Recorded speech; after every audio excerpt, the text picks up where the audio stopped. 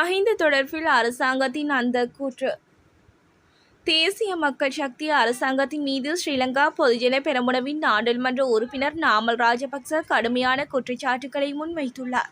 அதன்போது முன்னாள் ஜனாதிபதி மஹிந்த ராஜபக்சவின் பெயரை தொடர்புபடுத்தி தவறான தகவல்கள் மூலம் அரசாங்கம் தனது தோல்விகளை மறைக்க முயற்சிப்பதாக அவர் கூறினார்.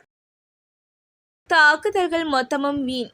ஈரானின் யுரேனியம் செறிவூட்டல் மையங்கள் மீது இஸ்ரேலும் அமெரிக்காவும் நடத்திய தாக்குதலுக்கு பிறகு அந்த மையங்கள் முற்றிலுமாக அழிக்கப்பட்டதாக கூறப்பட்டது. எனினும் ஈரான் மீண்டும் யுரேனியம் செறிவூட்டும் பணியை சில மாதங்களிலேயே தொடங்கலாம் என சர்வதேச அணுசக்தி அமைப்பு அறிவித்துள்ளது. எரிபொருள் விலை மாற்றம் தொடர்பில் வெளியான அறிவிப்பு. ஜூலை மாதத்திற்கான எரிபொருள் விலையில் எந்த மாற்றமும் இருக்காது என்று இலங்கை பெட்ரோலிய கூட்டுத்தாபனம் அறிவித்துள்ளது.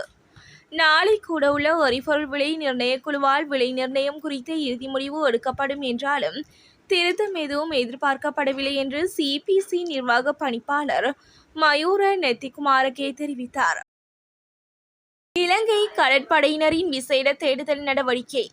இலங்கை கடற்படையினர் இன்று அதிகாலை மன்னாருக்கு வடக்கே இலங்கை கடற்பரப்பில் மேற்கொண்ட விசேட தேடுதல் நடவடிக்கையின் போது இலங்கை கடற்பரப்பில் சட்டவிரோத மீன்பிடி நடவடிக்கைகளில் ஈடுபட்டிருந்த 8 இந்திய கடற்தொழிலாளர்களை இந்திய மீன்பிடி படகு ஒன்றுடன் கைது செய்துள்ளனர். நாட்டின் கடற்பரப்பை மீறி வெளிநாட்டு மீன்பிடி கப்பல்கள் மேற்கொள்ளும் சட்டவிரோத மீன்பிடி நடவடிக்கைகளை தடுக்கவும் உள்ளூர் மீனவ மக்களின் வாழ்வாதாரத்தை பாதுகாக்கவும் கடற்படை வழக்கமான நடவடிக்கைகளை மேற்கொண்டு வருகிறது.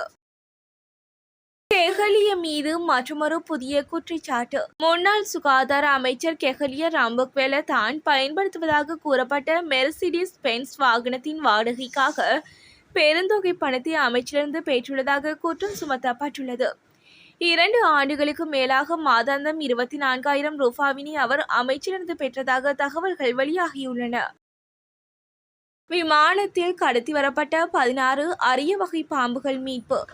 தாய்லாந்திலிருந்து கடத்தி வரப்பட்ட 16 உயிருள்ள அரிய வகை பாம்புகள் மும்பை விமான நிலையத்தில் பறிமுதல் செய்யப்பட்டுள்ளன. தாய்லாந்தின் பெங்காக் நகரிலிருந்து மும்பைக்கு அரிய வகை விலங்குகள் கடத்தப்படுவதாக தகவல் கிடைத்ததை அடுத்து மும்பை விமான நிலையத்தில் சுங்கத்துறை அதிகாரிகள் சோதனையை மேற்கொண்டனர். இச்சோதனையில் தாய்லாந்திலிருந்து மும்பை வந்த ஒரு பயணி 16 அரிய வகை பாம்புகளை கடத்தி வந்தது கண்டுபிடிக்கப்பட்டுள்ளது. அனுராதபுரத்தில் புதையல் தோண்டிய 5 கைது. அனுராதபுரம் மாவட்டத்தின் கல்நேவ போலீஸ் பிரிவிற்குட்பட்ட பிரதேசத்தில் சட்டவிரோதமாக புதையல் தோண்டிய 5 போலீசாரினால் கைது செய்யப்பட்டுள்ளனர்.